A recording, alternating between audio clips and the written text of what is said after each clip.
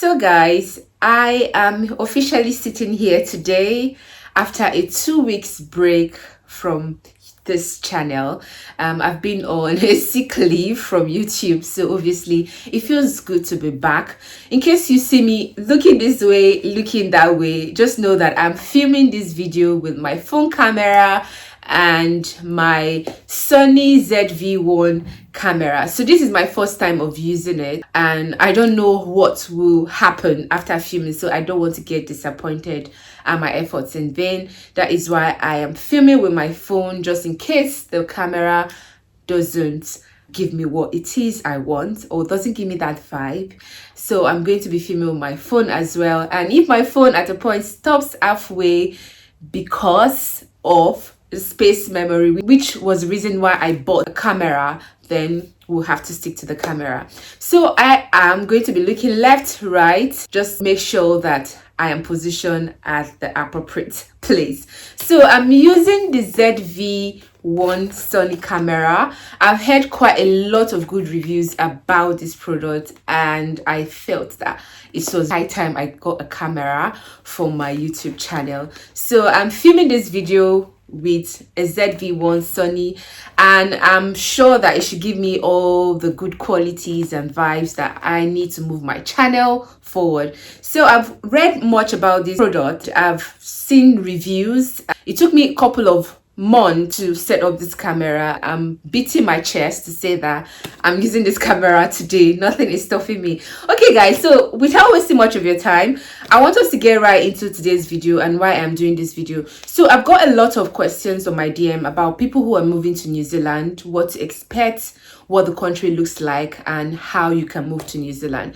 So quickly, I think this video is overdue, but because I haven't had that appropriate time to film the video, I feel like this is the right time to film the video. So I noticed I had a couple of subscribers in my absence. You're welcome to this channel. My name is Love. It feels good to have you guys here. Thank you for subscribing. Thank you for watching my videos.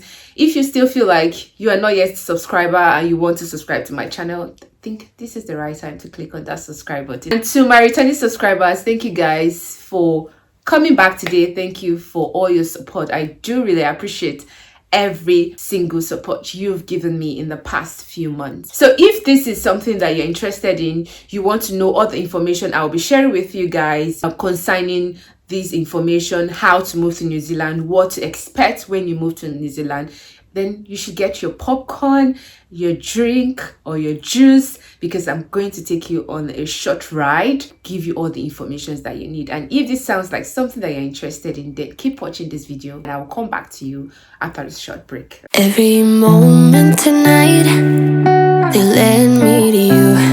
Every single time you look at me, I lose it. Hey guys, welcome back. If you're new here, like I said, you're very much welcome, and it's good to have you guys here. So today I will be sharing with you all the details that I feel like I should give you guys. So recently New Zealand has opened a pathway for people to come into the country and work on a sponsorship visa.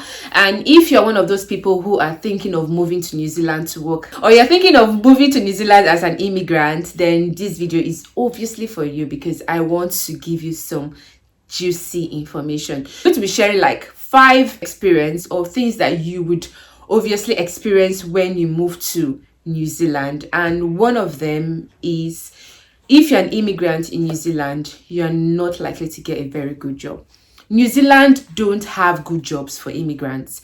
I mean, while I was there, even if you have a PhD, you're a doctor in New Zealand, I mean, you studied and you're looking for a job, most of the jobs you will get is either a care job, a taxi job, or a store attendant, someone who works in a supermarket as a till attendant, if that makes sense. That is definitely the kind of job that you will get. Another thing experience is that they don't give their jobs to people. I mean, they don't give their jobs to foreigners or immigrants. Yes, if you go to the hospital, you will barely find a black person. And if you find a black person, just know that that person was given birth in New Zealand or has been in New Zealand for over 20 years, 18 years. That's how bad it is. Another thing is, when you move to New Zealand, their houses are very expensive. Yes, they don't have good houses, but houses are expensive compared to houses in the UK. A self-contained house in New Zealand costs about 500 New Zealand dollars, and that's approximately 400 pounds in the UK. So you can see it's not much, so but slightly no different from what you'll be paying if you're in New Zealand and if you are in the UK.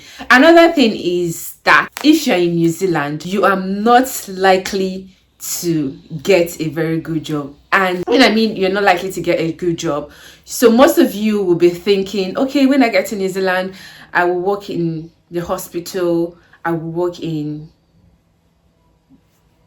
No, you're likely not to get jobs in the hospital except you've done courses or you work as an healthcare worker. You cannot just move to New Zealand and say you want to apply for a professional job. No, even with all your qualification, you have to take gradual steps.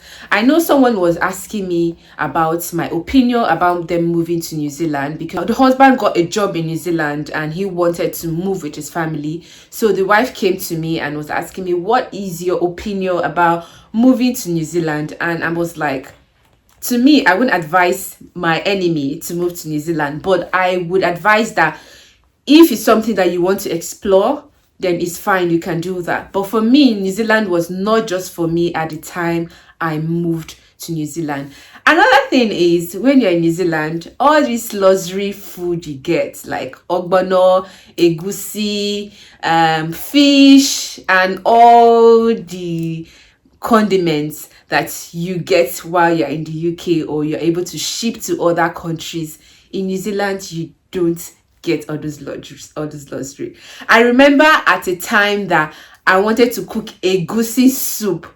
I looked for red oil, I mean palm oil. It took me months before someone said, okay, for you to cook egusi in this country, you have to first of all get tomatoes paste, then you have to stew the tomato paste to get oil to be able to make egusi.